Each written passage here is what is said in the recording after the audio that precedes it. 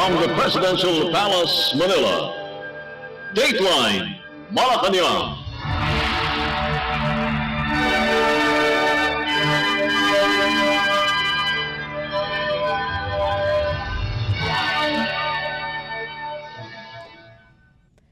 Good day, this is Dateline Malacañang and here are the news. For our top story, Philippine President Ferdinand R. Marcos Jr. on Wednesday instructed the Department of Budget and Management or DBM to restore the 400 million peso branding budget for the Department of Tourism or DOT to sustain the country's growing global presence. In a meeting in Malacañang, the President underscored the importance of continuing the momentum the Philippines has gained in international recognition to improve the country's global standing and lure more tourists. The Chief Executive added that the funding will be sourced from his contingency fund, aiming to ensure that the Philippines maintains its upward trajectory in global visibility. Tourism Secretary Cristina Garcia Frasco echoed President Marcos's view, stressing the need for adequate resources to continue promoting the Philippines as a top international destination. She warned that insufficient funding would hinder her agency's ability to engage target audiences, reduce trade and consumer activation opportunities, and limit global media outreach. In her presentation, the tourism chief also highlighted the success of the Philippines tourism campaign, noting that the country garnered 760 billion pesos in international visitor receipts in 2024. Furthermore, foreign tourists are staying longer in the country than average stay of 11 nights in 2024 compared to just 9 nights in 2019. The DOT has formally requested the reinstatement of the 400 million peso branding budget to further capitalize on the momentum and expand its efforts to attract international visitors. Dateline Malacañang. Also on Wednesday, Philippine President Ferdinand R. Marcos Jr. pledged to find ways to secure funding for the continued construction of the 5-hectare Virology and Vaccine Institute of the Philippines or VIP building at the new Clark City in Capas Tarlac Province. President Marcos made the vow following the Department of Science and Technology or DOST's funding request for the VIP project to prevent delays and avoid structural deterioration of the VIP administration building. During the meeting, DOST Secretary Renato Solidum Jr. told the President that around 680 million pesos is needed for the VIP and its planned initiatives, including the development of vaccines for humans, animals, and plants. The Chief Executive acknowledged the importance of the establishment of the VIP in preparation for another possible global pandemic. President Marcos Jr. held a meeting with the DOST to discuss the agency's 2025 budget and its upcoming programs and projects. Solidum noted that for this year's spending plan, the Department of Public Works and Highways or DPWH has no allocated budget for the VIP. The President assured Solidum of his support for the VIP, saying he would look for funding sources to ensure the completion of the project. Solidum said the VIP would not be limited to human health concerns, adding that it would also address viruses affecting animal and plant health. The creation of VIP is one of the priority projects of the current administration mentioned during President Marcos's first State of the Nation address. Once completed, it will become an attached agency under the DOST. The VIP is envisioned to be the premier research and development institute in the field of virology, encompassing all areas of viruses and viral diseases in humans, plants, and animals.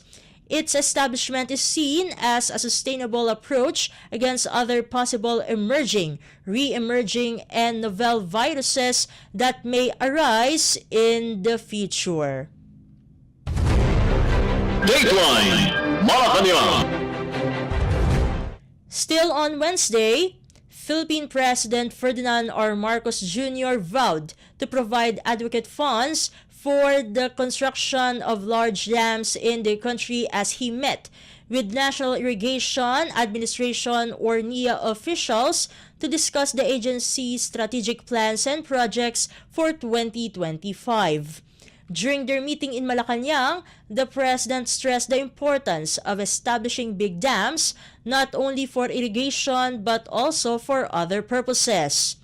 NIA Administrator Eduardo Edigilien presented to the Chief Executive the agency's objectives to enhance irrigation efficiency, ensure continuous operation of existing irrigation service areas, and maintain current irrigated lands.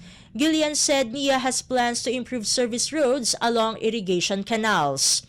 Under NIA's 2025 programs, activities and projects or PAPs, the agency allocated around 20.84 billion pesos for the pump irrigation sub-program and 7.88 billion pesos for Stage 2 of the Ilocos Norte, Ilocos Sur, Abra Irrigation Project or INISAIP. Around 2.49 billion pesos would be earmarked for the Balog-Balog Multi-Purpose Project Phase 2 in Tarlac, while 99.5 million pesos would be used for the Special Irrigation Sub-Program. Gillian said the PAPs would incorporate technological interventions and modernization of irrigation systems to mitigate the effects of climate change. President Marcos said the government has enough savings to fund the irrigation projects, noting that there is around 22.882 billion pesos in the 2025 General Appropriations Act. The government is eyeing the completion of 3 to 5 big dam projects before Marcos's term ends in 2028. These include the Tumawini River Multi-Purpose Project in Cagayan Valley, the Panay River Basin in Panay Island, and other projects in the Ilocos region. These are on top of more or less 20 medium-scale irrigation projects that the NIA aims to construct under President Marcos's watch. Dateline Malacañang.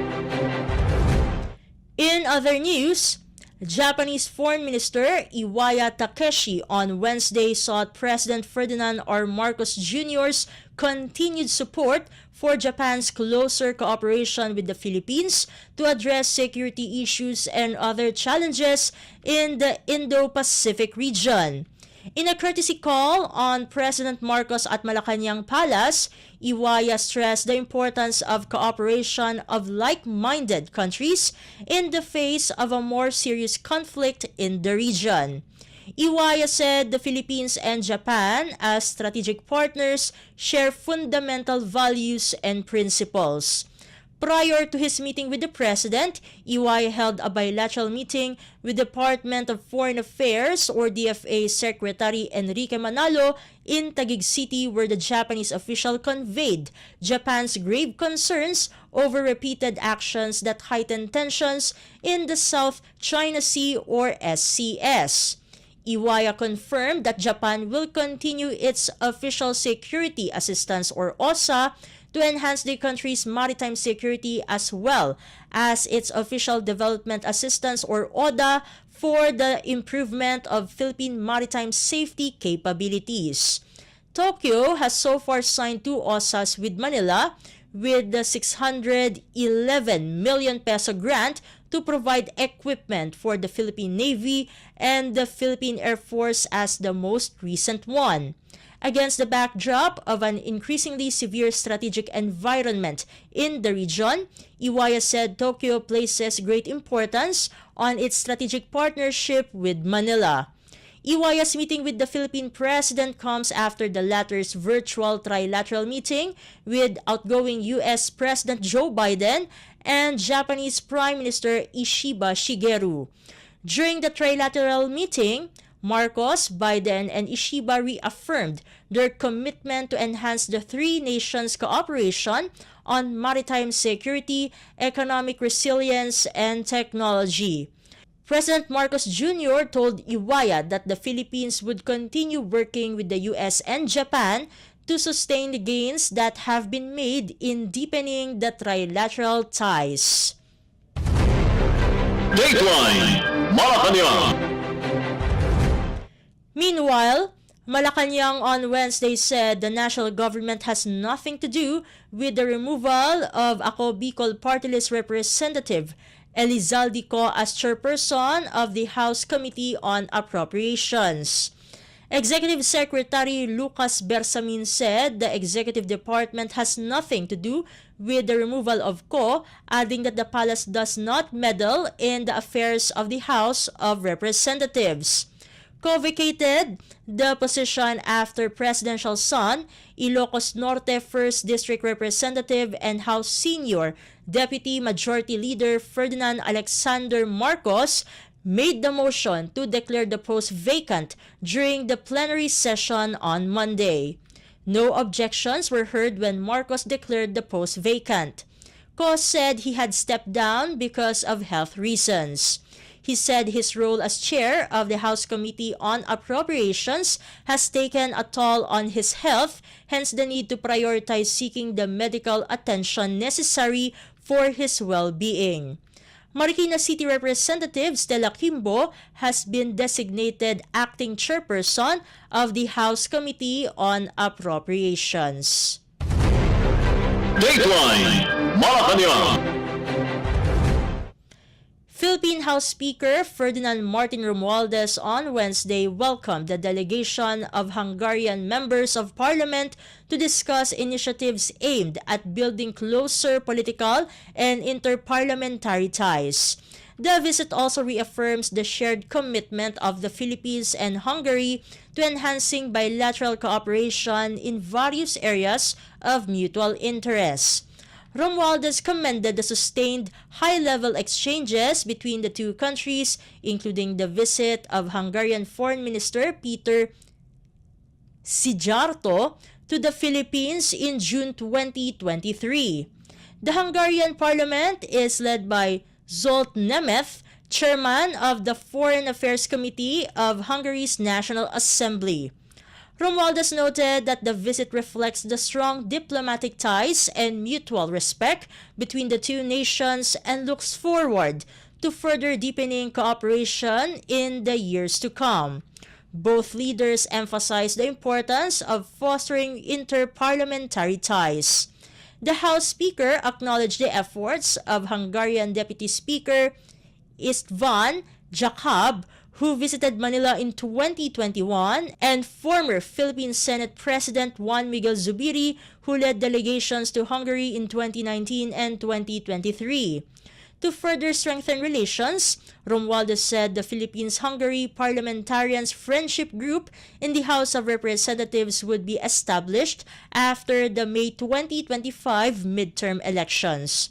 Romualdez highlighted Hungary's position as the Philippines' 14th largest trading partner among EU member states in 2023. The House leader is optimistic about enhancing trade relations, particularly in promoting Philippine products such as electronic equipment, machinery, optical products, and medical instruments. Romualdez expressed appreciation for Hungary's support for the ongoing negotiations for the Philippines-European Union Free Trade Agreement or PHEUFTA, as Nemeth expressed optimism that the agreement could be finalized this year. With approximately 11,600 Filipinos living and working in Hungary, Romualdez also expressed gratitude for Hungary's support in opening the Migrant Workers Office in Budapest. noting Hungarian employers are very much satisfied with the high standard of work ethic of Filipino workers. Nemeth proposed the possible conduct of joint training exercises to expand cooperation in the field of labor. Dateline Malacañang. In other news, Philippine Senator Sherwin Gatchalian on Wednesday urged for stronger measures to ensure the safety and welfare of overseas Filipino workers or OFWs following the death of Jenny Alvarado in Kuwait, reportedly due to coal suffocation. In a statement, the senator offered his heartfelt condolences to Alvarado's family and emphasized the need for immediate action to prevent similar tragedies. The senator specifically asked the Department of Foreign Affairs or DFA to enhance monitoring of foreign employers and enforcement of bilateral agreements to protect OFWs. He also called on the Department of Migrant Workers or DMW to prioritize training and education to equip workers with knowledge on identifying and avoiding workplace hazards. Meanwhile, the DMW is investigating and determining possible legal liabilities over the mistake in the repatriation of the remains of Alvarado from Kuwait. Migrant Workers Secretary Hans Leo Kakdak apologized to the Alvarado family over the incident and took full responsibility because he was the one who asked for the immediate repatriation of Jenny, which might have caused the mistake.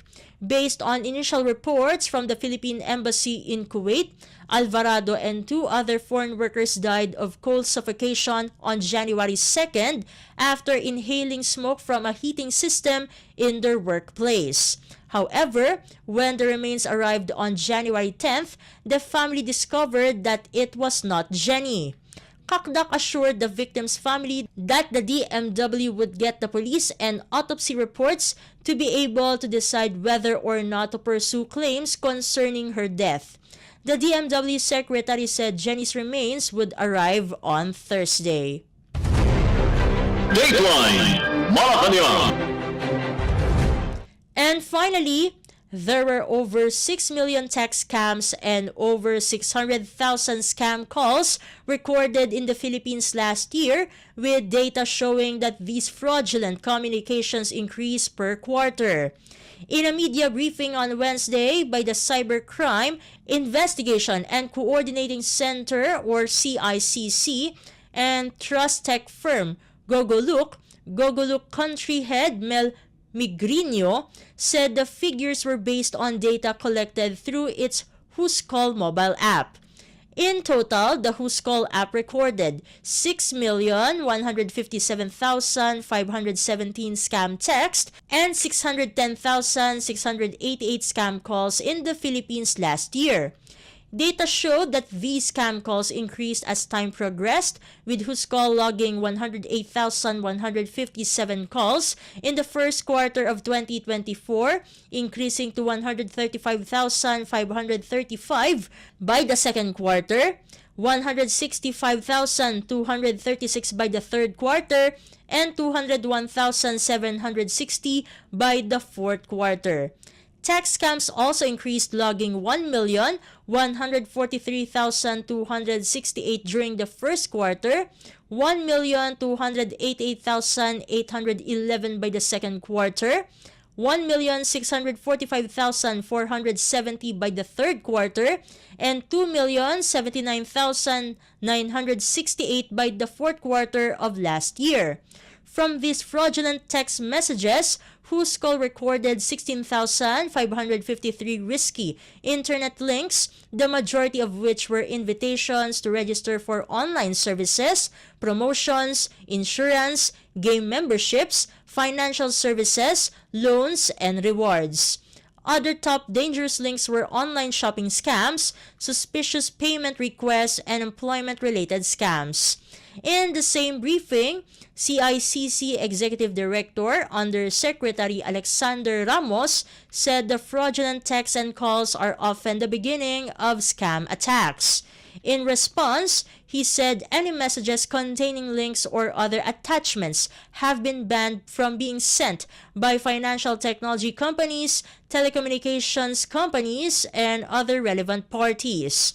Aside from the use of fake cell towers that push these text scams directly to people's phones, he said another major source of these scams is social media platforms. He called on the government to pass a law or an amendment that would address the issue of scams from social media platforms, similar to how the SIM Registration Act has enabled the CICC and other law enforcement units to trace scams that utilize SIM cards. Dateline Malacañang.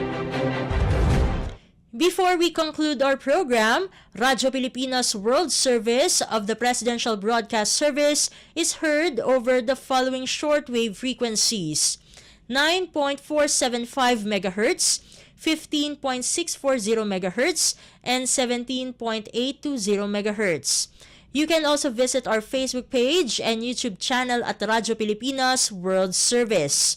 You will be able to hear and view our Filipino and English programs, including news updates here in the Philippines.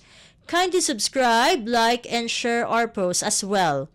And that concludes this edition of Dateline Malacañang for Radyo Pilipinas World Service. This has been Steph Vicente. Good day and stay safe, everyone.